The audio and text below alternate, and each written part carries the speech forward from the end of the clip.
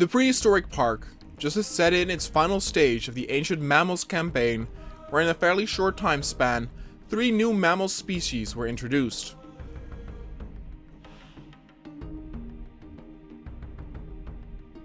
There were a few other mammals that research had found to recreate as well, but those would be saved for a later time. The final addition to the park was the Leptobos, and the news of these new creatures gained some traction amongst visitors and the press.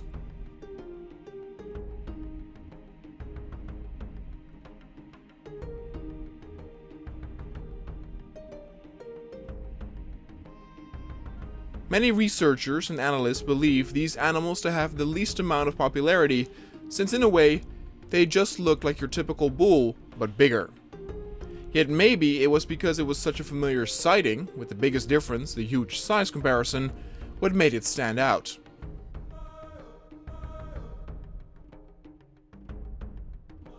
It was true that most of the visitors had never heard of the Leptobos, and the earlier added mammals were a bit more famous. But there was just something very special about seeing a creature you are familiar with, but drastically bigger or smaller.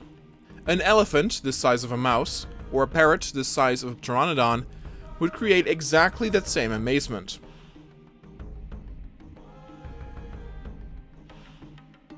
That's why it was a pleasant surprise to find out how the audience reacted to the Leptobos, and they made sure to put them in a pen that catered to all their needs.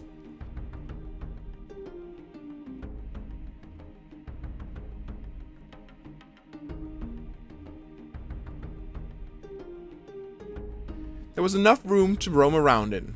Despite them originating from Europe and Asia, the caged-off area would be a bit more similar to Africa to create that wildebeest feeling. Seeing the Leptobos gather around a drinking spot evoked the same feeling from nature documentaries, where all the wildebeests are drinking at the creek or river. Only this time, there was not a big scary crocodile in the water that would drag one of the beasts to his death.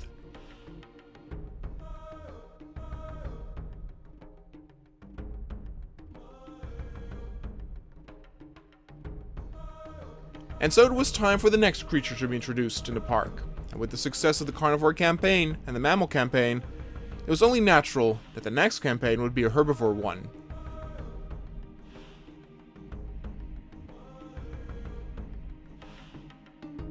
This plan had already been in the making several months before, but got delayed by the interception with the mammals. But there were a lot of different opinions on what kind of herbivores to introduce.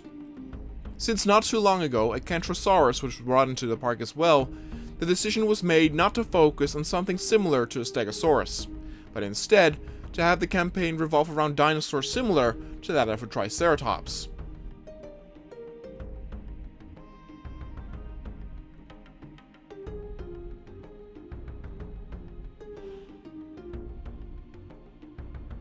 Despite the Triceratops being the most famous, this campaign would showcase how many of them came in different shapes and sizes of the same family. The first of the 3 herbivores would be the Pachyrhinosaurus.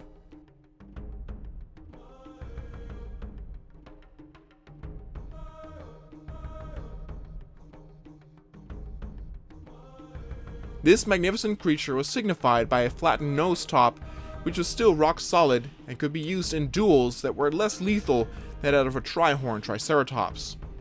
The Pachyrhinosaurus did still have some horns attached to its skull between the eyes, which did not have that much of a defensive capability. The horn was simply too small to properly gorge an incoming predator, and the horns across its crown were in no position to be useful. These were mostly on display to impress a potential mate. They came in quite a few interesting colors, but did not possess a pattern as exotic or fruitful as other dinosaurs, meaning its horns were the decisive factor rather than its vibrant colors, as is common with birds or other dinosaurs.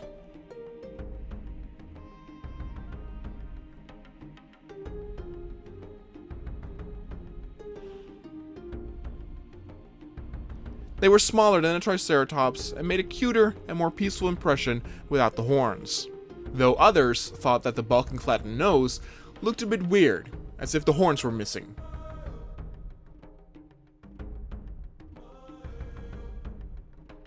The start of this campaign was a big success, because immediately dinosaur fanatics and members of the press started to speculate what other similar looking species will be added to the park next.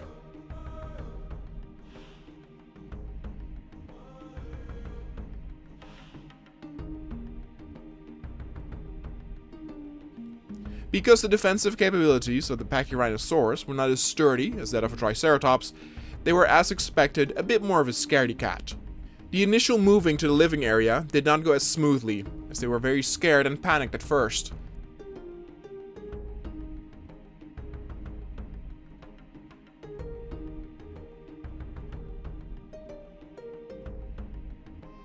This happened with other creatures too, like the woolly rhino, but by now, the park rangers had come up with something. They would put in some calming medicines in the food, which did indeed seem to work and put the animal at ease far quicker. And thus the park had welcomed a beautiful new family to its collection.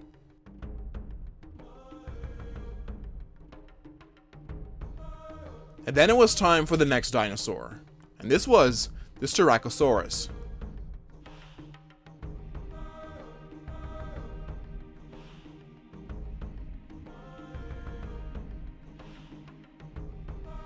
Now, unlike the Pachyrhinosaurus, the one thing that does immediately stand out with these dinosaurs are their impressive horns and even more impressive color pattern. Now, this was once again some manipulation that was caused by the scientists, as they believed the regular Styracosaurus they were able to recreate was not interesting enough when it came to its size and color. So they juiced it up a bit, and this was the result.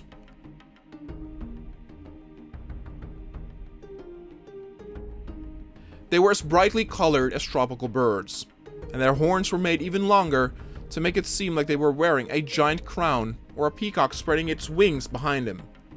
It was a very elegant display, and also a bit menacing in a way.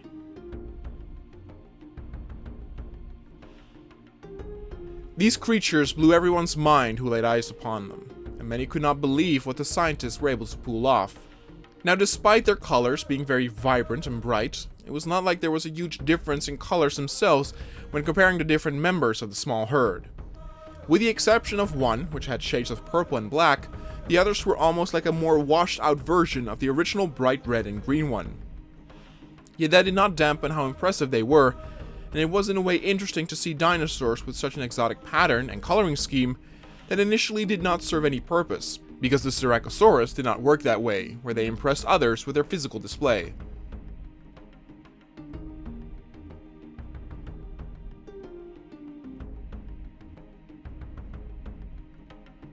In a sense, the Styracosaurus were amongst some of the most peaceful dinosaurs in the park.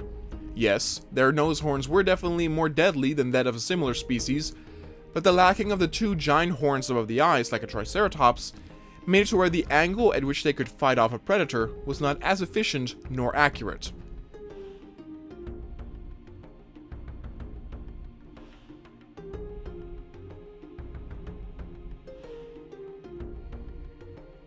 But the Styracosaurus loved their new living space and quickly adjusted to it, and were enjoying the sun, the fresh water, and of course the delicious leaves.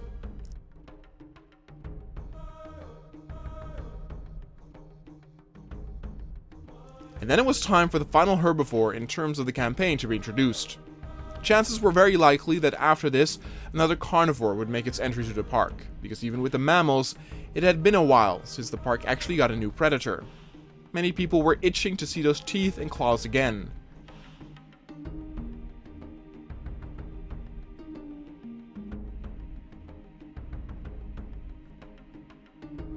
But for now, the campaign came to its end with the coming of the Sinoceratops, a giant, magnificent beast.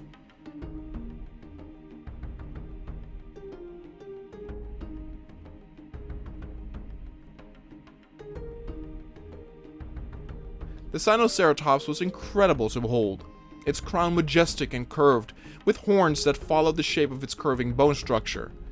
Beautiful patterns along the crown and a large horn on its nose make it in some ways resemble a modern rhino all the more closer.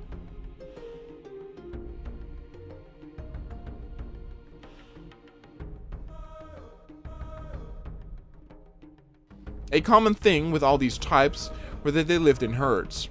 Now, herds in the wild were much bigger.